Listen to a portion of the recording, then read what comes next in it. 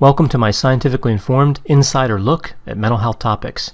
If you find this video to be interesting or helpful, please like it and subscribe to my channel. Hello, this is Dr. Grande. Today's question asks so I can analyze the mental health and personality characteristics of Richard Ramirez, otherwise known as the Night Stalker. Ramirez was a serial killer who was active in California from June 1984 until August 1985. Ramirez was convicted of 13 murders. It's believed he was responsible for many more than that. In addition to the Night Stalker, he was also referred to as the Walk-in Killer and the Valley Intruder. All the people I'll be talking about in this video, of course, are real people, so just a reminder that I won't be diagnosing anybody, only speculating about what could be happening in a situation like this. So first I'll take a look at the timeline in this case, then take a look at the background of Ramirez, and then talk about the mental health and personality factors that may have played a role in this case. Now, as I go through all these crimes, we see that Ramirez would often break into homes and murder the occupants. Before committing murder, he would often assault the victims sexually. So when I use the word assault here, that's the type of assault to which I am referring. Also, as I go through these crimes, getting the ages of the victims correct was actually fairly difficult because I was looking at many sources, and a lot of the sources had different ages for the same victims. I guess when that information is reported, getting that age right isn't really a priority, right? They're victims and not the perpetrator. Usually we know the age of the perpetrator with some accuracy. In this case, of course, Richard Ramirez was 24 when he started killing, but again, for the victims, it wasn't always clear. I wanted to list their ages, though. I didn't want to skip that part because they really show the wide range that Ramirez targeted. All the crimes listed here in the timeline were crimes that Ramirez was convicted of, except for the first one. And I'm including this in the list because this happened before the first official Night Stalker killing. So it kind of indicates that he may have been active prior to when we would think, just looking at his criminal record. So now to get started on the timeline. We see the first murder is April 10, 1984. Again, he was never convicted of this. We see a 9-year-old female is murdered in the basement of a hotel where Ramirez was living. It wasn't until 2009 that his DNA was matched to a sample obtained from the crime scene. So he was never charged because that just wasn't enough to make this case. Then we see the beginning of the official list. These are the crimes he was convicted of.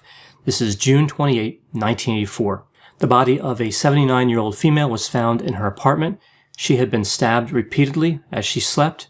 Ramirez left a fingerprint on the mesh screen that he removed to get into the house. Moving to March 17, 1985, and all of the crimes from this point forward take place in 1985. We see that Ramirez commits crimes in 2 different locations on that day. The first, we see that Ramirez approached a 22-year-old female outside of her house and shot her with a .22 caliber revolver. She survived. He then went into the house and shot and killed her 34-year-old female roommate. The second crime scene involved here, the second location, not long after this, on the same day, Ramirez pulled a 30-year-old female victim out of her car and shot her twice. She did not survive. Moving to March 27, Ramirez enters into a house with a 64-year-old male and a 44-year-old female occupant. He shot the male while he was sleeping and then bound and assaulted the female. After this, he started stealing valuables from the house. The female victim managed to free herself and retrieve a shotgun. However, it was not loaded. Ramirez shot her 3 times with this .22 caliber revolver, then retrieved a knife from the kitchen and stabbed her. May 14th, Ramirez makes entry into a house that has a 66-year-old male occupant and a 63-year-old female occupant. He shot the male as the male was reaching for his own weapon. He assaulted the wife and then took valuables from the house. The male would later die. The female victim would survive. May 29, Ramirez made entry into a house occupied by 2 sisters, an 83-year-old and an 80-year-old. He attacked them with a hammer, and then he shocked one of them with electricity from an electrical cord. He also assaulted them. It was 2 days before they were found. The 83-year-old would later die. May 30th, Ramirez entered the home of a 41-year-old female and her 12-year-old son.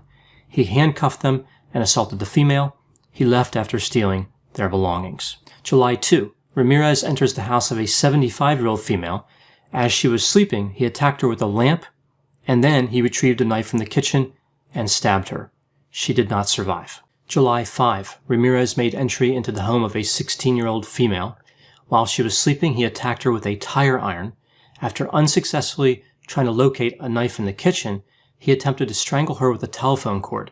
As he was doing this, he saw sparks coming from the cord. He believed that Jesus had intervened to save the victim, so he fled the scene. The victim survived. July 7. On this day, we see two separate crime scenes. The first one, Ramirez makes entry into a house with a 61-year-old female occupant. He beat her to death using his fists and by kicking her. He left a sneaker print on her face. The second crime scene, he then entered a house of a 63-year-old female, attempted to assault her. He ended up taking her jewelry and fleeing. She survived. July 20. Here again we see two crime scenes. The first, Ramirez makes entry into a house carrying a machete that he acquired beforehand. This house had two occupants, a 68-year-old male and a 66-year-old female. He attacked both of them with the machete and eventually shot them with the .22 caliber revolver.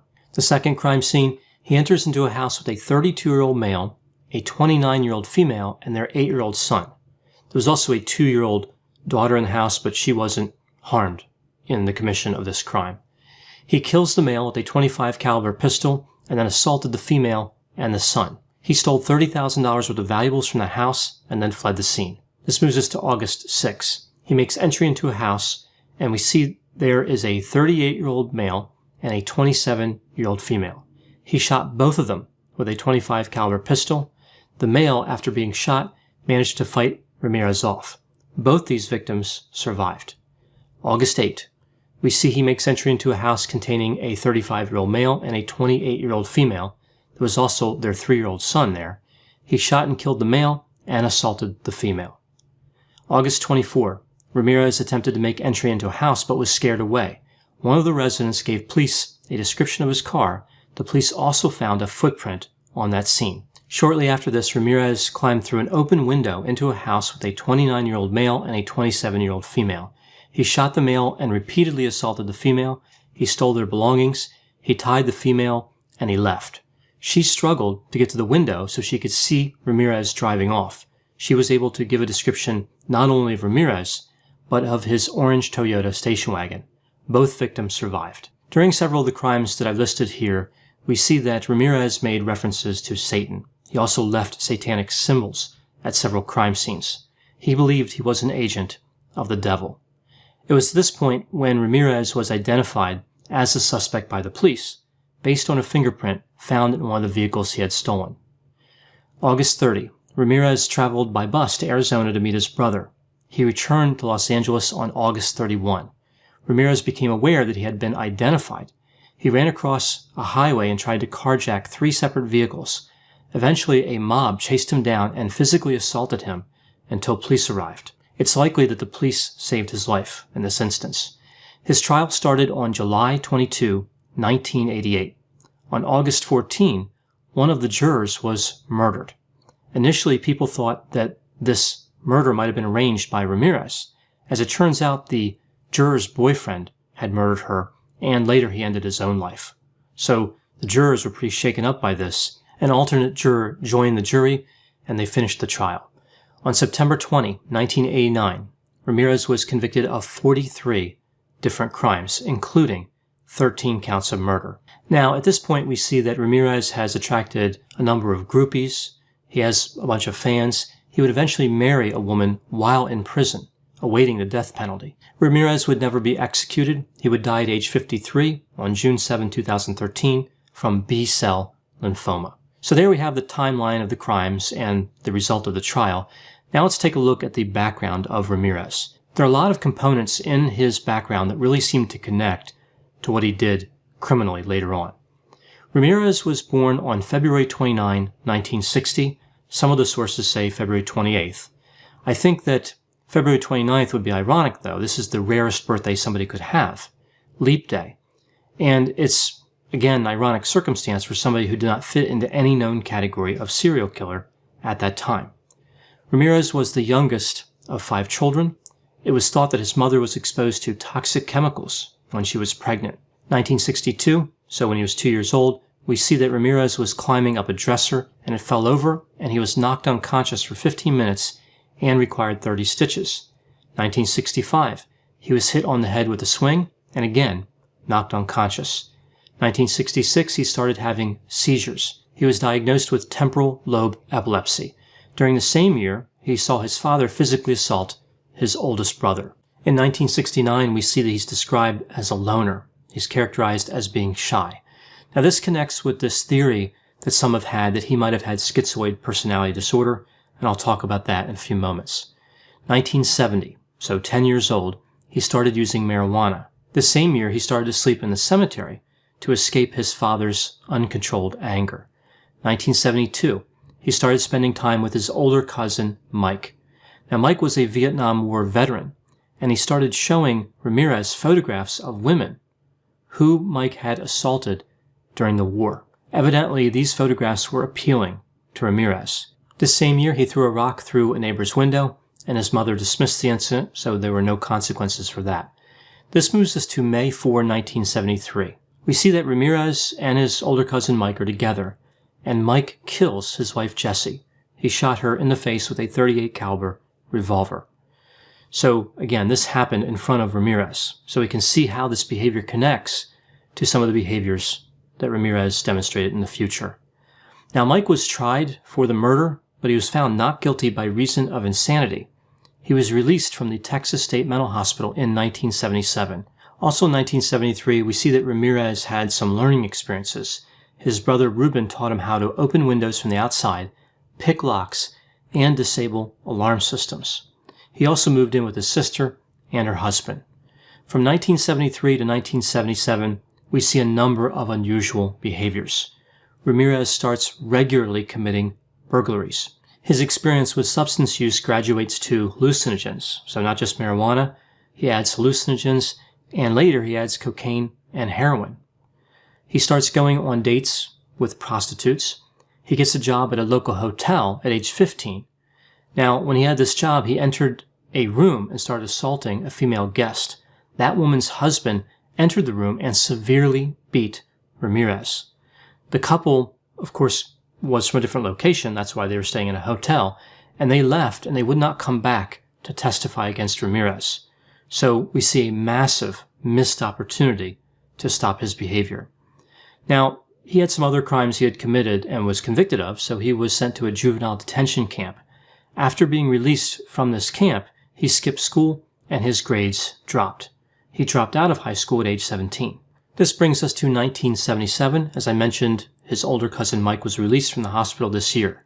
Mike and Ramirez resumed spending time together. By the time he was age 18, we see that Ramirez was worshiping Satan. From 1978 to 1984, Ramirez was arrested several times for auto theft, stealing other items, burglary, and possession. In 1979, he gives up on personal hygiene altogether. In 1983, he tells a relative that Satan was protecting him, and of course after this we see he starts committing the murders. So now moving to his mental health and personality. Now the most obvious alignment when looking at Ramirez would be antisocial personality disorder.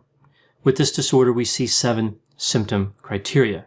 Here we see repeated unlawful behaviors, consistent deceitfulness, impulsivity, aggression, a reckless disregard for safety, irresponsibility, and a lack of remorse. So only 3 symptoms are required for somebody to have a diagnosis of this disorder.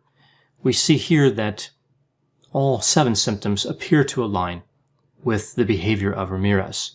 Now, antisocial personality disorder has a strong relationship with factor II psychopathy. This is also called secondary psychopathy or sociopathy.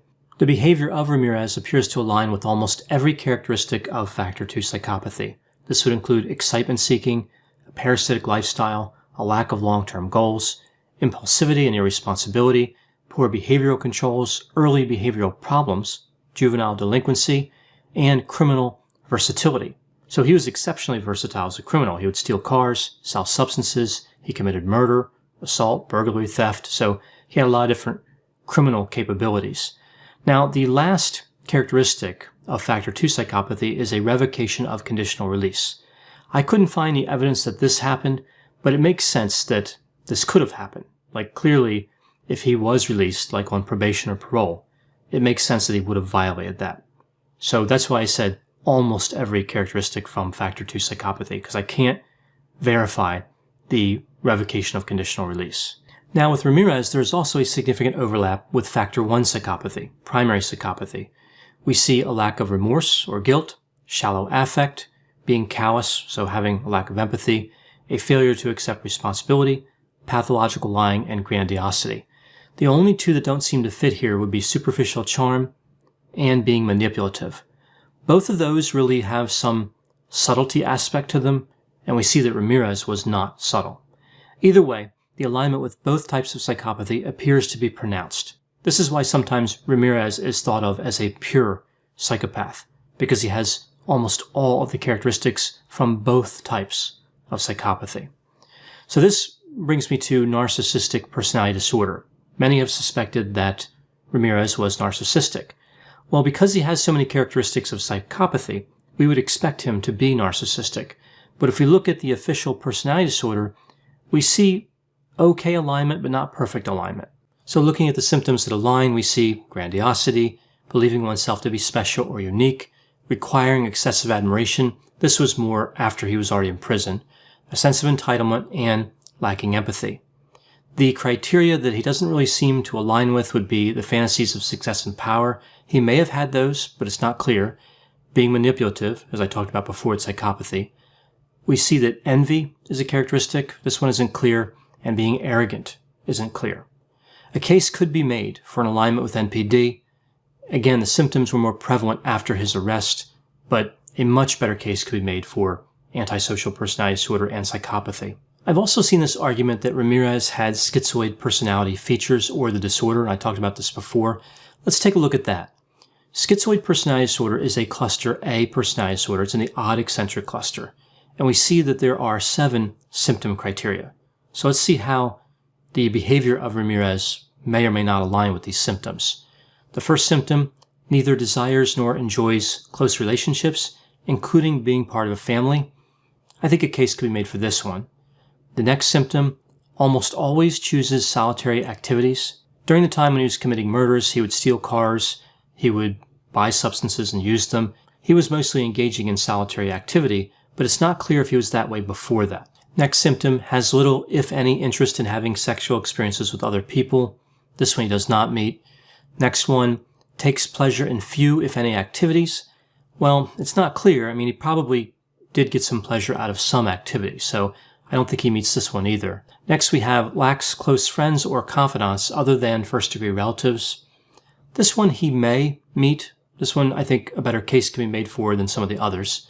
Then we see appears indifferent to praise or criticism of others. I don't think he meets this one. And the last one is shows emotional coldness, detachment, or flattened affect.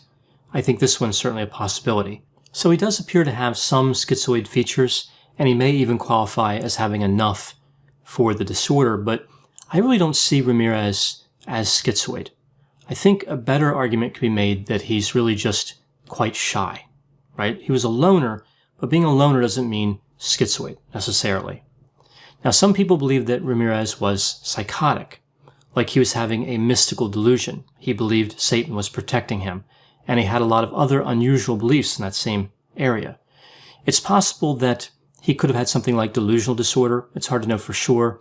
He used substances so heavily and for so long that this could have caused cognitive processing difficulties that could have been mistaken for psychosis. So that takes care of the mental health factors. What about personality?